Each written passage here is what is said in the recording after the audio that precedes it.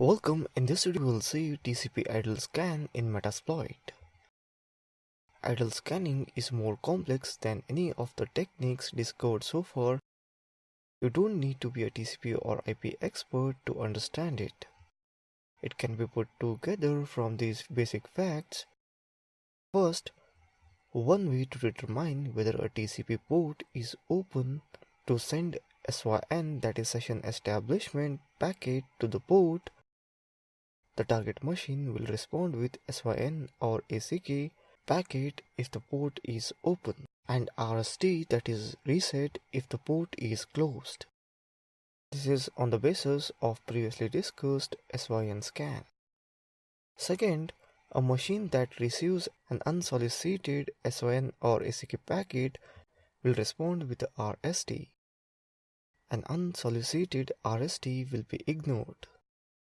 Every IP packet on the internet has a fragment identification number, that is IP ID, since many operating systems simply increment this number for each packet they send. Probing for IP ID can tell an attacker how many packets have been sent since the last probe. Nmap's IP ID idle scanning allows us to be a little stealthy, scanning a target while spoofing the IP address of another host on the network. In order for this type of scan to work, you will need to locate a host that is idle on the network and uses IP ID sequences of either incremental or broken little and incremental. Metasploit contains the module scanner IP ID sequence to scan and look for a host that fits the requirements. Let's open up terminal and load MSF console. Let's use IP ID sequence module. Type use auxiliary /scanner /IP ID sequence. Let's type info.